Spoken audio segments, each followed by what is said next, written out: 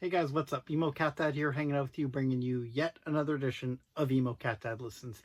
If you're new here, then first off, thank you so much for stopping by. What it is I do here is every day of 2024, I vow to check out a new band or artist. I check out 4 songs from across their discography, give you my initial thoughts on the songs individually, rank the songs, give you my overall thoughts on the artist based on what I just heard. Today's artist, as you can see right there, is Conway The Machine.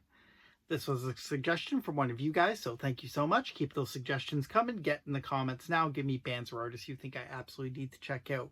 So what do I know about Conway the Machine? I know nothing. I know he's a hip-hop artist, and that's about where it goes. I've done a handful of hip-hop artists before, and Conway the Machine is the next one in line.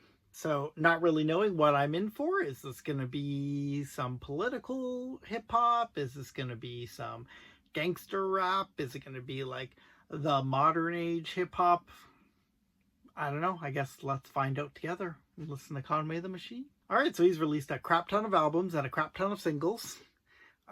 He clearly does not sleep. He just makes music all the time. So it was hard narrowing down to 4 tracks, but I used my buddies over at Last FM to help me decide what were his biggest songs off some recent albums. So starting with 2000's album, From a King to a God, I checked out the track Lemon. His sisters is hurting. He caught new case. What got his sentences concurrent? That didn't get him discouraged. Alright, so Conway kind of is a throwback to like the early 2010s. But he uses a lot more modern elements in the music itself, based on this track anyways. Like there's this kind of bluesy music tinge throughout that I thought was actually really cool. I'm not used to hearing that. Even though I'm not the biggest fan of blues music to begin with, it was still a fun sound, and I've definitely never heard anything like that before in this genre. Vocally, I enjoyed his flow quite a bit. However, the standout for me was the Method Man feature.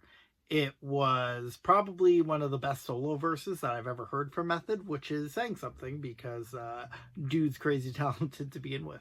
Alright, next up, I checked out his most popular song on Spotify off his 2021 album, La Maquina. I checked out Scatterbrain. Around the throat of the rap game, and I'm bold constricted. My soul is missing. In the top spot, I got soul position. Alright, so Conway is kind of in the same realm here.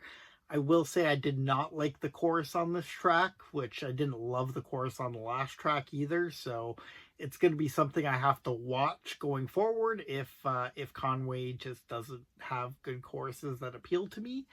But I will say I didn't know who Jid was, J-I-D, but his verse on this track honestly blew me away. It made Luda's look awful by comparison. I don't think Luda's was bad per se, but I've definitely heard him be better. Alright, in 2022, he released the album God Don't Make Mistakes. And off that album, I checked out the track John Woo Flick.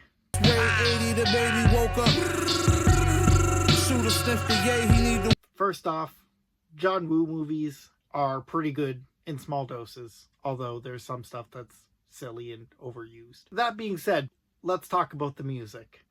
The chorus here is still not good, although it's for a different reason. The other choruses just didn't speak to me. This one had a solid hook, but it was just the same line over and over again. And yet again, this is a song with features. Benny the Butcher is one of them. I'm not super familiar with this catalog, but his verse here was probably easily the worst that I've heard yet. In contrast to that, West Side Gun, who's another artist I really don't know anything about, I don't even think I heard the name before today, was much, much, much better. Finally, Conway the Machine earlier this year released the album Slant Face Killa. And I checked out the track Vertino. Some fluid. Rob a rapper at his own show, took his chain and I threw it. Alright, so the lyrics on this track are about cooking and selling drugs. So that's not for me. It's like a trigger kinda, since I had family with substance abuse problems, some of which are now gone. So yeah, not to my personal taste, which is unfortunate because I really actually liked the chorus and the main riff on this track, but I needed to take a break after hearing these lyrics. Alright, so those were 4 tracks I checked out. Let's go ahead and rank them. Starting at number 1, we're giving it to Lemon.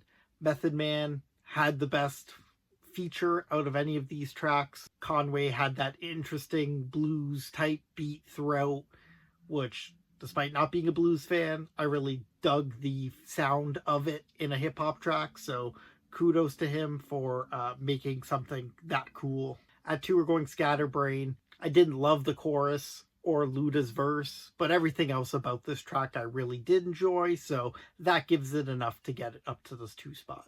At 3, we're going John Woo Flick. I do like John Woo Flicks generally better than 3rd out of 4th, but this chorus was the worst of these 4 for me, and Benny the Butcher's verse was easily the worst of a featured artist on any of these tracks.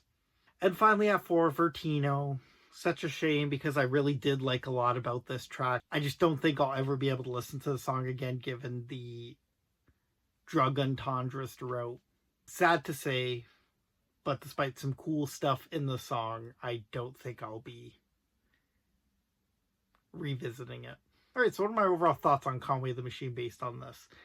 I think he's supremely talented. I do think there's something to be said about less is more. Obviously, I just took a high-level look at 4 tracks, and all 4 tracks had something I liked, but something I didn't like. Perhaps a little bit more pop sensibility, give us a banging chorus every once in a while, and I dig it a whole lot more. But he did a lot of cool stuff musically. I talked about the riff on Vertina. I talked about the blues influence on Lemon. So he's willing to give us some good sounds. I will say the background vocals, sometimes they're samples, sometimes it's just sounds. He uses them a lot. And at first I was like, okay, that's kind of interesting. But by the 3rd track or so, I was like, okay, I can do without hearing woo and all those other onomatopoeias. But yeah, overall I dig it. If he's got tracks that have a cool riff that don't talk explicitly about drug use and making drugs and selling drugs, leave them in the comments below because I'm definitely interested in checking them out. Alright guys, thanks so much for hanging out with me. I'm your friendly neighborhood Emo Cat Dad. I appreciate you making it to the very end of this video. Come on back tomorrow and maybe I'll get to one of your suggestions that you've left in the comments. Or at least you better have, or else I'll send my hired goons after you. And simply the best way of remembering to come back is if you cut my wrist and hit subscribe. This Emo Cat Dad signing off for now, but until tomorrow, I want to hear you sad.